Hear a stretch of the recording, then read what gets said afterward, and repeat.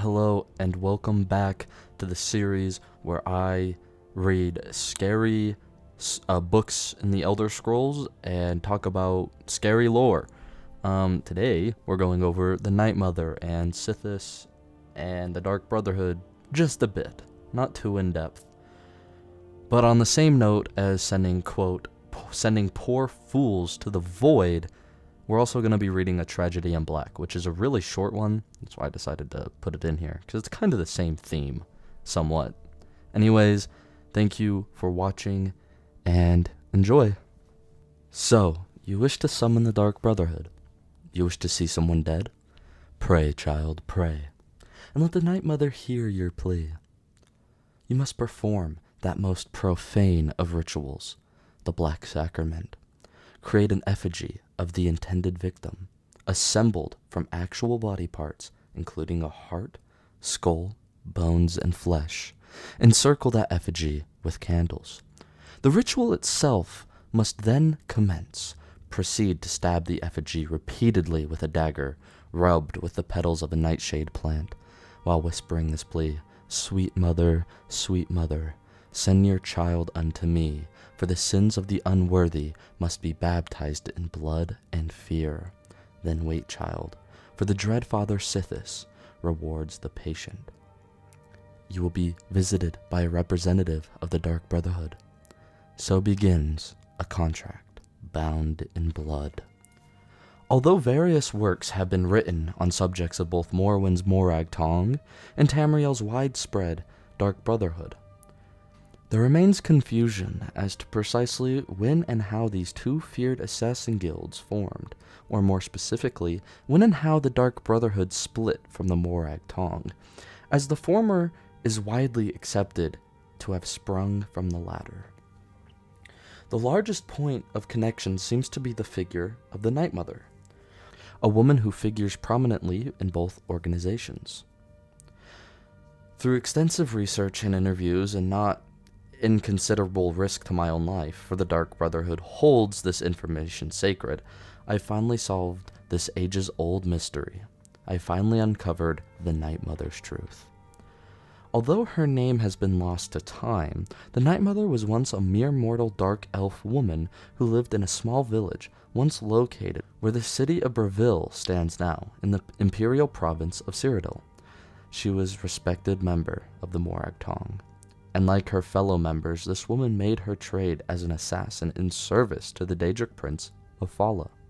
In fact, the woman held the title of Night Mother, reserved for the highest-ranking female member of the organization. To be Night Mother of a particular sect was to be that group's matron, the favorite of Mephala, both respected and feared. However, it was not Mephala who facilitated the transformation from woman to specter, but another, some would say far deeper form of evil, Sithis, the Daedra Lord, embodiment of the unending void. Following the Potentate's assassination in 2E 324, strife descended upon the Morag Tong, and the guild was all but eradicated in Cyrodiil and much of the Empire. It was shortly after these events that the Dunmer woman claimed to hear the voice of Sithis himself, the Dreadlord. She claimed he was displeased. He was unhappy with the Morag Tong's lack of success. The void, he told her, was hungry for souls, and it was her destiny to set things right. And so, according to the Dark Brotherhood legend, Sithis visited the Night Mother in her bedchamber and begat her 5 children. 2 years passed before the unthinkable happened. The Dark Elf woman followed through with the Dreadlord's ultimate plan. One night, she murdered her children and sent their souls straight to the void, straight to their father. When they learned of this affront to decency, the people of the village rallied against the woman, for such an act was considered incomprehensible, even for a Night Mother of the Morag Tong. In one night of vengeance, they descended upon the woman, killing her and burning down the house in which the atrocity took place. And that was the end of the story, or so everyone thought. A little more than 30 years later, an unnamed man heard a strange, comforting voice inside his very head, just as the Dunmore woman claimed, to hear the voice of Sithis inside hers. The voice identified herself as the Night Mother and named the man Listener, the first of many. And so the unholy matron set her servant on his path. He would found a new organization, a guild of assassins known as the Dark Brotherhood, in service not to Mephala, but to the Dreadlord Sithis. The Morag Tong, now surviving only in Morrowind, was an artifact of a forgotten age. The Dark Brotherhood would marry business with death.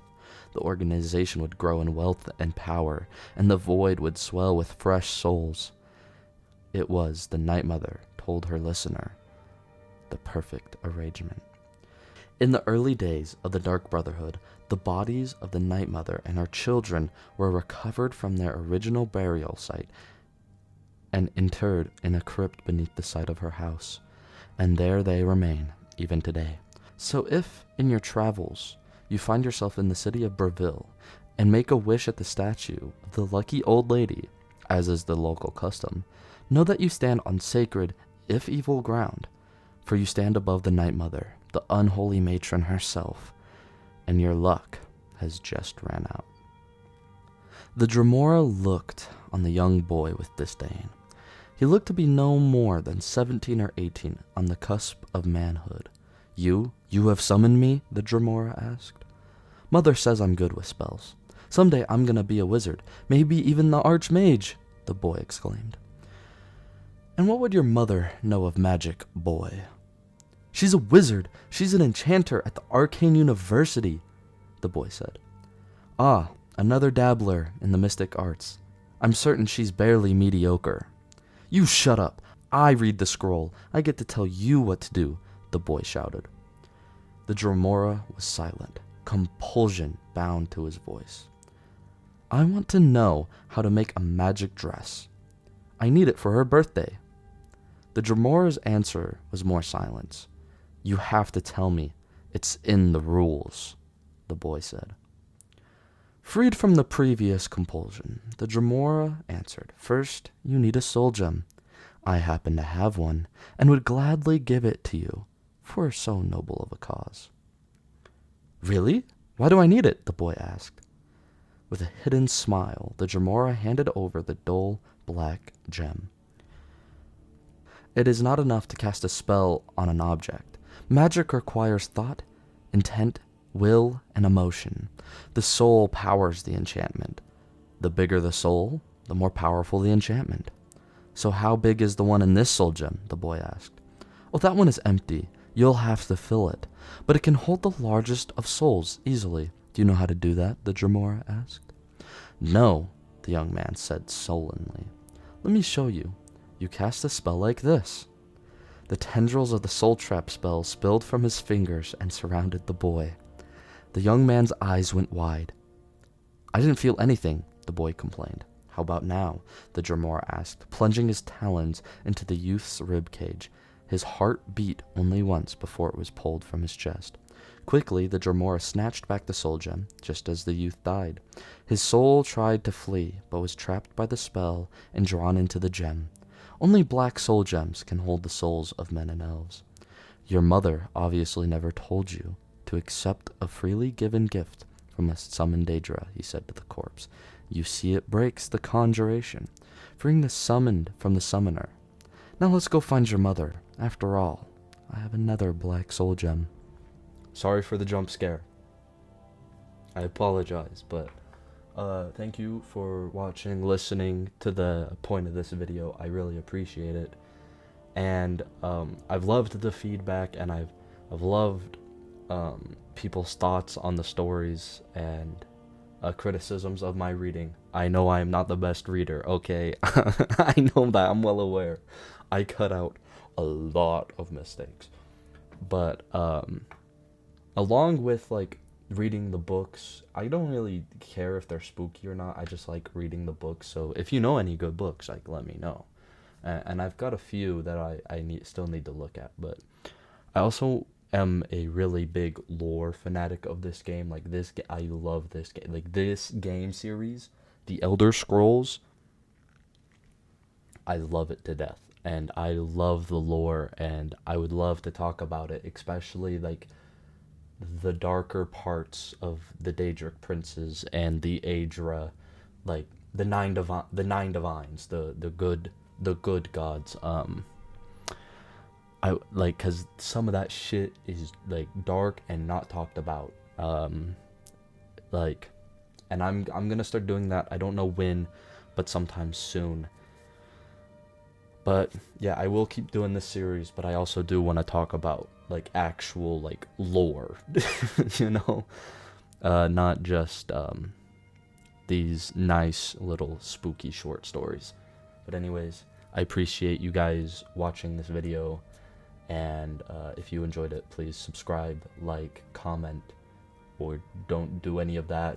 It's totally chill, but yeah. Anyways, I hope you guys have a wonderful day, and I will see you in the next video.